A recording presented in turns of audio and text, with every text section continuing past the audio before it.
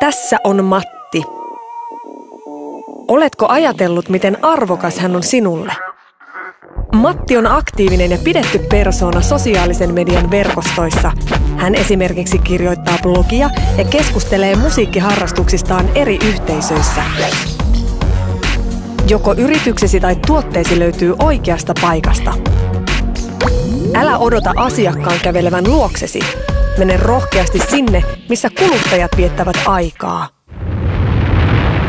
Suomalaiset ostivat verkosta tammi-kesäkuussa 2010 tuotteita ja palveluita lähes 5 miljardilla eurolla. Kotimaisen kaupan arvo oli lähes 4 miljardia euroa.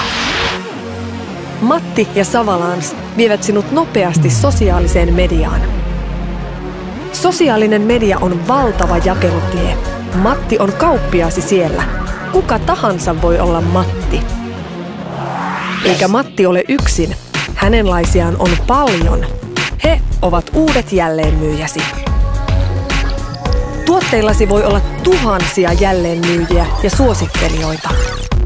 Ole toimialasi ensimmäinen ja saavuta merkittävä asema verrattuna kilpailijoihin. Ota ensimmäinen askel ja mene asiakkaiden luo. Yhteydenottopyyntö on klikkauksen päässä.